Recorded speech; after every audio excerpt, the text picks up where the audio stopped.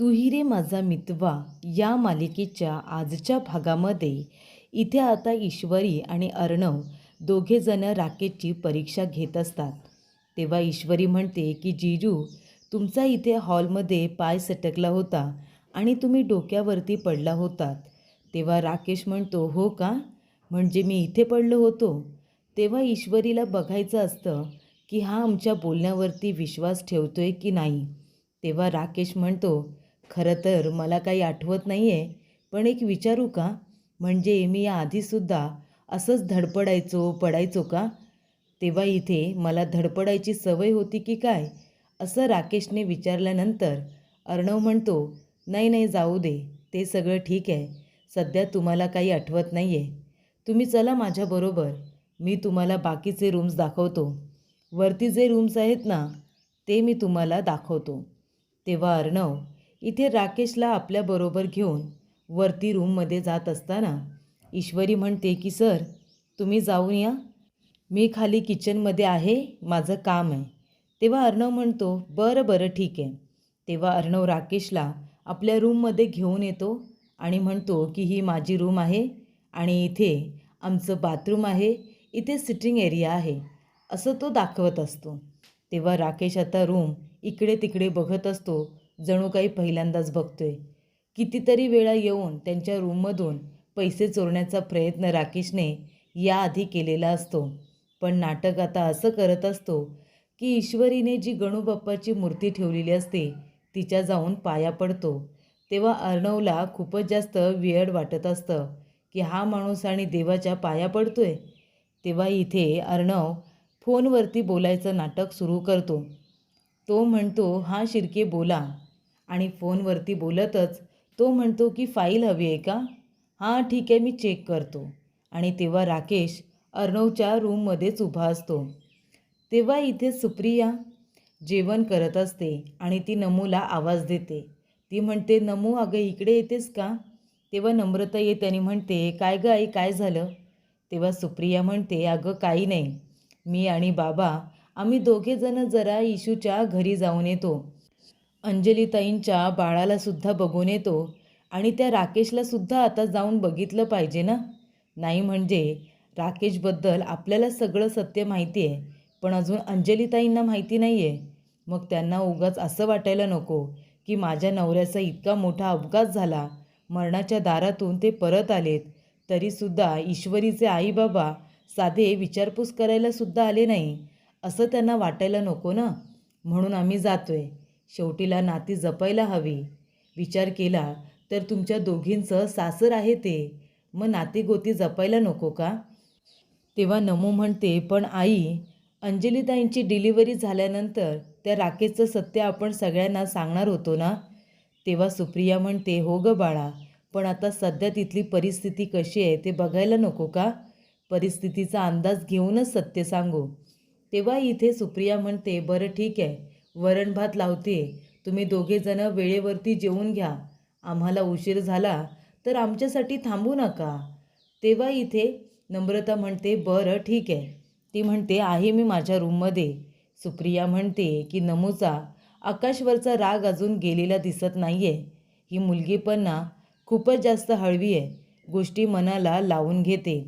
तर इथे आता अर्णव फोनवरती बोलत बोलत मुद्दामूनच बाहेर जातो आणि कपाटाचा दरवाजा उघडा ठेवतो, जेणेकरून आता कपाटातले पैसे राकेशला दिसतील आणि तो पैशांचा किती हापापलेला आहे हे अर्णवला बरोबर माहिती असतं. पण तसं प्रेक्षकांनो काहीच होत नाही. राकेश आता बॅगेतले पैसे बघतो, ते चेक करतो आणि म्हणतो, अर्णव साहेब, अहो हे काय आहे? तुमच्या कपाटामध्ये एवढी कॅश आणि ती सुद्धा तुम्ही उघडी ठेवले. हे घ्या, हे घ्या, हे पैसे आधी नीट लावून ठेवा बरं. तेव्हा इथे ईश्वरीसुद्धा येते. ईश्वरी म्हणते, सर अहो हे काय, तुम्ही पैसे एवढे कपाटामध्ये ठेवलेत, कपाट लॉकसुद्धा केलं नाहीत.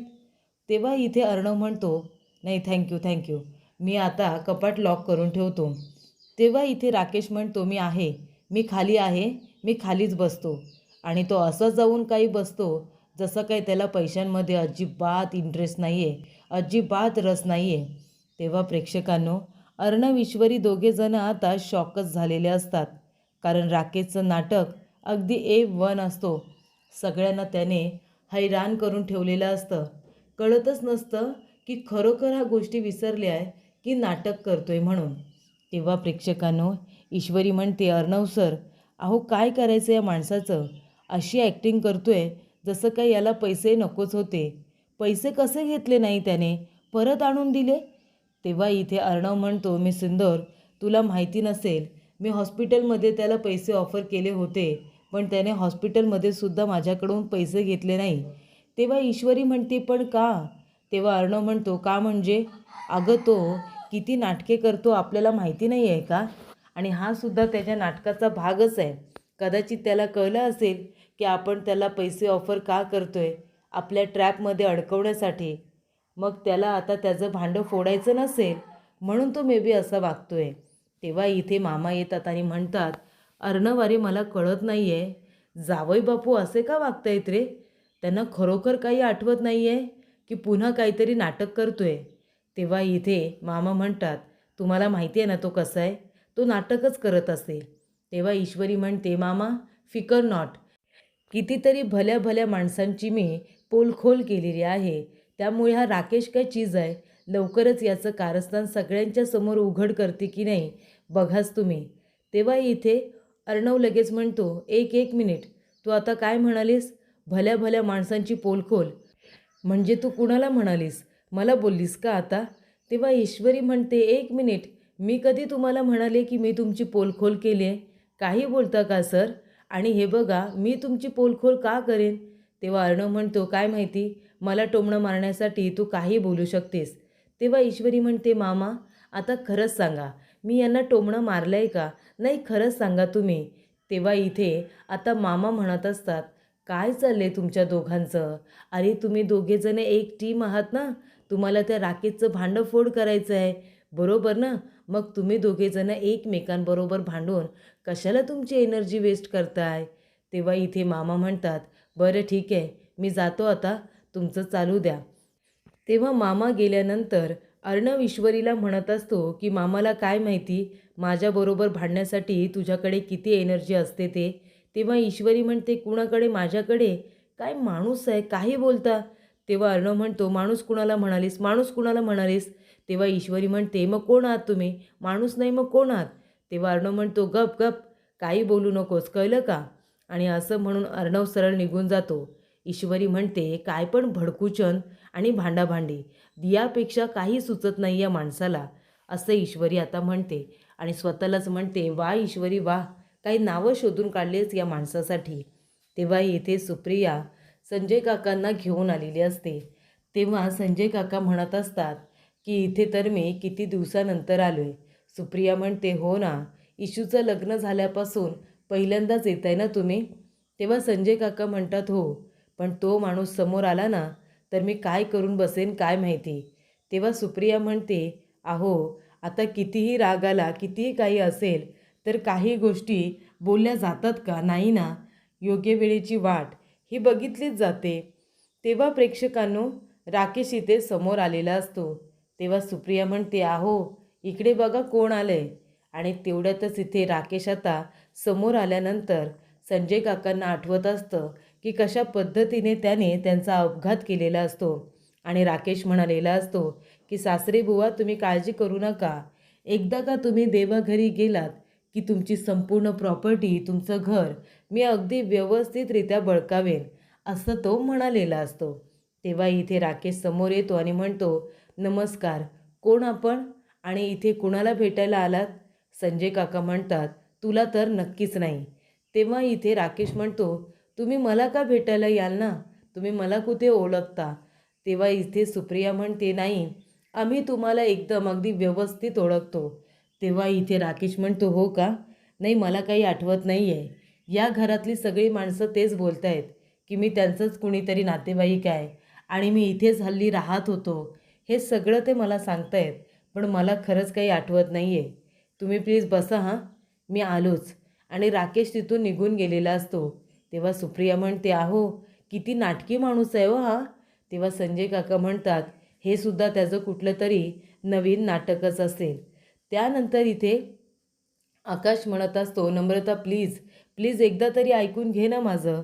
तेव्हा तिथे शुभू येतो आणि तो म्हणत असतो, एकदा का तिला राग आला ना की ती कुणाचं काही ऐकत नाही. तेव्हा इथे आता आकाश म्हणत असतो, तुम्ही कोण? तेव्हा शुभू म्हणतो, मी शुभंकर. इंदोरमध्ये आम्ही ईश्वरी, मी आणि नमो आम्ही एकत्रच लहानाचे मोठे झालो आहे. म्हणजे माझे बाबा आणि तिचे बाबा दोघेजण मित्र आहेत. तेव्हा इथे आकाश म्हणतो, हो का? मी आकाश, नम्रताचा होणारा नवरा. तेव्हा इथे शुभू म्हणत असतो, नाही ते सगळं मला माहिती आहे, कारण नम्रताने तुमच्याबद्दल अगदी संपूर्ण डिटेलिंगमध्ये मला माहिती दिली आहे. तेव्हा आकाश म्हणतो, आय होप माझ्याबद्दल सगळं चांगलंच सांगितलं असेल. तेव्हा इथे आता लगेच नम्रता बाहेर येते आणि म्हणते, हा शुभू, याची मुंबईमध्ये नोकरी लागली. त्याचं घर मिळेपर्यंत काही फॉर्मॅलिटीज कंप्लीट करायच्या आहेत. तोपर्यंत तो आमच्या इथेच राहणार आहे. तेव्हा इथे हे सगळं सांगितल्यानंतर आकाश म्हणतो, हां तो शुभू आहे का? जे तुमचं भांडण व्हायचं, तुम्ही एकमेकांना मारायचात, तेच ना शुभू? तेव्हा प्रेक्षकांनो, इथे आता नम्रता काहीच बोलत नाही, सरळ ती निघून जाते आणि जाता जाता म्हणते की इथे शुभूबद्दल बोलायला मी आले नाही आहे. आपण दोघेजण एकमेकांबद्दल बोललं पाहिजे, कळतंय तुम्हाला? तेव्हा प्रेक्षकांनो, इथे आता नम्रता पुन्हा रागवलेली असते. तेव्हा शुभू आणि आकाश म्हणत असतात की या मुलीचा राग काही लवकर जात नाही आहे.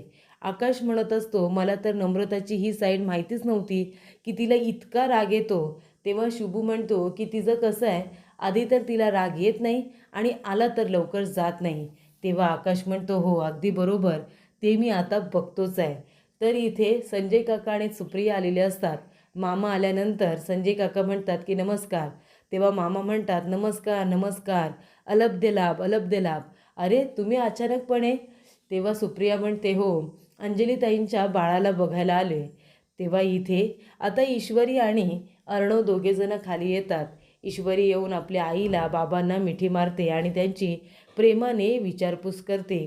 तेव्हा इथे मामा म्हणत असतात, अरे या ना या, बसा वैरी, या तुम्ही पण इथे बसा. आणि त्यानंतर इथे आता संजय काका सगळ्यांची विचारपूस करत असताना मामा म्हणतात, इतक्या दिवसानंतर तुम्हाला बोलताना बघितलं, ऐकलं, खरंच खूप छान वाटलं. तेव्हा इथे सुप्रिया म्हणत असते की आम्हाला कळलं आता अंजलीताई घरी आले आहेत, मग बाळाला बघायला यायला नको का? म्हणून मग आम्ही दोघेजणं निघून आलो. तेव्हा इथे आजी म्हणत असते की इशू बेटा, जा बरं, जाऊन आता आईबाबांच्या चहापाण्याची तयारी कर. तेव्हा इथे सुप्रिया म्हणत असते, नाही नको नको, आधी आम्ही अंजलीताईंना भेटतो, बाळाला बघतो आणि मग चहापाणी काय ते घेऊ. आणि इथे विहीनबाई कुठे आहेत? आकाशच्या आई कुठे आहेत? तेव्हा मामा म्हणतात, बघा ना, आजसुद्धा ती नेमकी कामानिमित्त बाहेर गेले. म्हणजे प्रत्येक वेळेला तुम्ही दोघीजणी एकमेकींना काही भेटत नाहीच. तुमच्या दोघींचा कधी योग येणार आहे भेटायचा काय माहिती. तेव्हा इथे सुप्रिया म्हणत असते की मला जेव्हा कळलं की अंजलीताईंची डिलेवरी प्रीमॅच्युअर झालेली आहे, तेव्हा मी मंदिरामध्ये गेले होते. तिथून मी येताना प्रसाद घेऊन आले. हा तुम्ही सगळेजण खा आणि अंजलीताईंना सुद्धा द्या.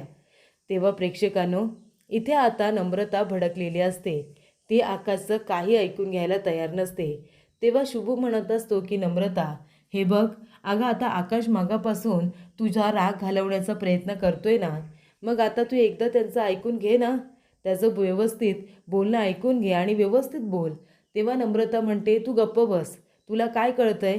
आणि हे बघ, तुझं लग्न झालंय का नाही ना, मग तुला मला काय बोलायचं हे कळणार नाही, तू गप्प बस, आमच्यामध्ये तू नको बोलू. तेव्हा शुभू म्हणतो, ठीक आहे, जातो मी मग. तुमच्या दोघांमधलं नातं इथे सुरळीत व्हावं, तुमचं दोघांमधलं भांडण हलकं फुलकं व्हावं, यासाठी मी प्रयत्न करत होतो. पण तुला जर आता माझं बोलणं चुकीचं वाटत असेल तर मी जातो. तेव्हा इथे नम्रता म्हणत असते, आकाश सर, मी तुमची होणारी बायको आहे ना? मग तुम्ही प्रत्येक वेळेला तुमच्या घरातल्या लोकांसाठी उभे असता. मग जेव्हा मला गरज लागते तेव्हा तुम्ही माझ्यासाठी स्टँड का नाही घेत? जेव्हा मला गरज होती तुम्ही का नाही आलात? तेव्हा आकाश म्हणत असतो, नम्रता, मी मगापासून तेच तर तुला सांगण्याचा प्रयत्न करतोय ना. मला येता आलं नाही कारण का मी कामात होतो. अगं इमर्जन्सीच तशी होती, त्यामुळे मला यायला मिळालं नाही. तेव्हा प्रेक्षकांनो, इथे आता नम्रता म्हणत असते, अच्छा, म्हणजे नेहमी तुमच्या घरातले प्रॉब्लेम म्हणजे प्रॉब्लेम. अहो मला तुमची गरज नसू शकते का? तुम्ही तुमच्या आईच्या विरोधात का नाही जात? प्रत्येक वेळेला त्यांचं काय ऐकता तुम्ही, असं ती आता जाब विचारत असते. तेवढ्यातच इथे सुप्रिया आणि त्याचबरोबर संजय काका अंजलीच्या बाळाला बघायला आलेले असतात. तेव्हा सुप्रिया बाळाला हात लावायला जाणार, तेवढ्यातच अंजली म्हणते, एक एक मिनिट, तुम्ही सॅनिटायझर लावता का हाताला? तुम्ही बाहेरून आलाय ना? तेव्हा संजय काका म्हणतात, हो बरोबर आहे बरोबर आहे, बाहेरून आलोय ना आपण सुप्रिया, सॅनिटायझर लाव, उगाच बाळाला त्रास नको. तेव्हा इथे आता ईश्वरी सॅनिटायझर देते, सुप्रिया आपले हात क्लीन करते आणि मग ती बाळाला आता बघायला जात असते. त्याला एका जाळीमध्ये ठेवलेलं असतं आणि ती जाळीची जी चेन आहे ती उघडून ती बघत असते फक्त. तेव्हा इथे अंजली लगेच म्हणते, एक मिनिट, नाही नको, तुम्ही बाळाला हात नकाच लावू आता, बाळ आत्ताच झोपले ना, उगाच ते उठेल आणि मग परत रडत बसेल, त्रास देईल परत, तर तुम्ही आता बाळाला बघूच नका. तेव्हा इथे सुप्रिया आणि संजय काकांना अंजलीने बाळाला साधं बघूसुद्धा दिलेलं नसतं, हात लावण्याची गोष्ट तर लांबच राहिली. तेव्हा इथे सुप्रिया म्हणत असते, हे बघा, बाळासाठी आम्ही एक छोटंसं गिफ्ट आणले, त्याचा प्लीज स्वीकार करा. तेव्हा अंजली म्हणते, हे सगळं कशासाठी? हे बघा, आधीच सोनं किती महाग झालं. तेव्हा इथे हे काही गिफ्ट वगैरे मी घेणार नाही. संजय काका म्हणतात, नाही माहिती आहे आम्हाला सोनं वगैरे महाग झाले, पण आमच्या या भावना आहेत, प्लीज त्याचा आदर करा. तेव्हा अर्णव म्हणतो, ताई प्लीज, त्यांनी इतक्या प्रेमाने आणले, त्याचा स्वीकार कर ना. तेव्हा इथे अंजली हातातून ती अंगठी घेते आणि बाजूला ठेवून देते. तरीसुद्धा सुप्रिया म्हणते, एखादा चांगला दिवस बघा आणि बाळाला ते घाला हां. तेव्हा इथे आता ईश्वरी हिला खूप वाईट वाटलेलं असतं, पण तरीसुद्धा ती शांत बसते. तेव्हा अंजलीला इथे ईश्वरीचा राग येत असतो. तो राग तिने तिच्या आईवडिलांवरती सुद्धा काढलेला असतो आणि ते खूपच चुकीचं तिने केलेलं असतं. तेव्हा इथे वल्लरी धुमाळला भेटायला येते. तेव्हा धुमाळ म्हणतो, काय मॅडम, का बोलावलं तिथे? तेव्हा इथे वल्लरी म्हणत असते, हे बघ, घरातलं वातावरण आता व्यवस्थित आहे, अंजली बाळाला घेऊन घरी आले, बाळसुद्धा सुखरूप आहे आणि खास करून जावई बापूसुद्धा घरी आले. तेव्हा इथे आता लगेच धुमाळ म्हणतो, एक मिनिट, तुम्ही काय मला तुमच्या घरातल्या ह्या बातम्या ऐकायला बोलावलं इथे? मला काय करायचं आहे तुमच्या घरात काय चाललं आहे ते? तेव्हा वल्लरी म्हणते, ए धुमाळ, आधी मी काय बोलते ते पूर्णपणे ऐकून तर घे ना. अरे, घरातलं वातावरण आता सगळं छान झालेलं आहे, त्यामुळे अर्णवच्या डोक्याचा त्रास निघून गेला आहे, आता तो एकदम रिलॅक्स झालेला आहे, त्यामुळे तो तुझ्या हात धुवून पाठी लागू शकतो आणि म्हणून मी तुला सांगते की तुला आता अलर्ट राहायला पाहिजे. तेव्हा धुमाळ म्हणत असतो, एक मिनिट, अहो तो फक्त माझ्या मागे नव्हता, नाहीतर त्याचे प्रायव्हेट डिटेक्टिव्ह असू दे, पोलीस असू दे, त्याची काही माणसं असू दे, ती तर माझ्यावरती सतत लक्ष ठेवून आहेतच ना, कसा बसा लपून छपून जगतोय मी. तेव्हा वल्लरी म्हणते, म्हणून तर म्हणते ना, रमाकांत राजे शिर्के इंदोरची जी न्यूज होती त्याचे जे काही पुरावे तुझ्याकडे आहेत ना, व्हिडिओज, नेगेटिव्ज, फोटोज, हे सगळे तू मला दे. तेव्हा इथे धुमाळ म्हणतो, काय, हे सगळं मी तुम्हाला द्यायला काय मी मूर्ख आहे का? आणि हे सगळे पुरावे मी तुम्हाला दिले तर तुम्ही माझा जीव घ्यायला सुद्धा मागे पुढे बघणार नाही, हे मला माहिती नाही आहे का मॅडम? त्यामुळे ते पुरावे मी तुम्हाला कधीच देणार नाही. ती म्हणते, अरे असं काय करतोयस, मी सांभाळून ठेवेन ना. तेव्हा धुमाळ म्हणतो, अजिबात नाही, ते सगळे पुरावे म्हणजे माझी लाईफलाईन आहे, लाईफलाईन, त्यामुळे काही झाले तरीसुद्धा ते पुरावे मी देणार नाही.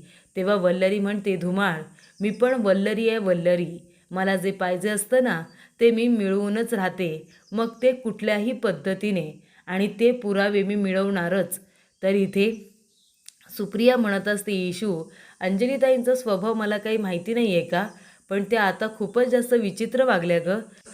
तेव्हा ईश्वरी म्हणत असते, आई, अगं त्यांचा खूप मोठा गैरसमज झाला आहे आणि त्यामुळे त्या सगळ्यांवरती चिडल्यात, रागवल्यात, आमच्याबरोबरसुद्धा त्या तशाच वागतात. तेव्हा इथे अर्णव येतो आणि म्हणतो, बाबा तुम्ही काही घेतलंच नाही, प्लीज तुम्ही घ्या ना, काहीतरी खा. तेव्हा इथे अर्णव सुप्रियाजवळ इतकं मन मोकळेपणाने बोलत नसतो. तेव्हा ईश्वरी म्हणत असते की अर्णव सर अजून माझ्या आईबरोबर मन मोकळेपणाने बोलत नाही, पण सर एक दिवस असा नक्की येईल की जेव्हा मी माझ्या आईला निर्दोष सिद्ध करेन आणि तुम्ही माझ्या आईला इथे आईची जागा पुन्हा एकदा तुमच्या मनामध्ये द्याल, असं आता ईश्वरी म्हणत असते. तेव्हा इथे सुप्रिया म्हणते, आणि त्या राकेशचं काय, तो राकेश का असा वागत होता? तेव्हा ईश्वरी म्हणते, आई काय माहिती, त्याचं आता नवीन नाटक आहे आता अंजलीताईंची डिलिव्हरी झाल्यानंतर त्या राकेशचा खरा चेहरा आम्ही सगळ्यांच्या समोर आणणारच होतो, पण इथे त्याचा अपघात झाला आणि सगळं काही तिथेच थांबलं. तेव्हा इथे सुप्रिया म्हणत असते की आम्हाला तुम्हाला एक महत्त्वाची गोष्ट सांगायची आहे. राकेशच्या विरोधात तुम्ही पुरावे गोळा करताय ना, त्यासाठी हा तुमच्यासाठी महत्त्वाचा पुरावा ठरेल. म्हणजे तुमच्या बाबांच्या अपघातामागे ज्या व्यक्तीचा हात होता ती व्यक्ती दुसरी तिसरी कोणी नसून राकेशच होता, हे आता बाबांनी स्वतः सांगितलेलं असतं. राकेशनेच माझा अपघात हा केला होता असं आता संजय काका सांगतात. तेव्हा अर्णवला खूप मोठा धक्का बसतो. तर पुढील भागामध्ये अर्णव इथे ईश्वरीच्या आईबाबांना म्हणत असतो, तुम्ही काळजी करू नका, राकेशने तुम्हाला आम्हाला जो काही त्रास दिलाय ना, त्या सगळ्याची शिक्षा त्याला नक्की मिळेल. मी देईन त्याला शिक्षा. तर इथे बाळ जोरजोरात रडायला लागतं. अंजली झोपलेली असते आणि तेव्हा इथे राकेशला जाग येते आणि तो अंजलीकडे बघतो आणि म्हणतो की यांना खूपच जास्त गाढ झोप लागलेली दिसते. तेव्हा राकेश जातो आणि बाळाला उचलतो. तेव्हा ईश्वरी म्हणत असते, अर्णव सर, बाळ इतकं का रडत असेल? तेव्हा अर्णव म्हणतो, मी सिंदूर, मला एका वेगळ्याच गोष्टीची भीती वाटते. तो राकेश बाळाला काही करणार तर नाही ना? तेव्हा इथे ईश्वरी म्हणते, सर प्लीज असं काही नका बोलू. तेव्हा इथे राकेश बाळाला घेऊन आता रूमच्या बाहेर पडलेला असतो.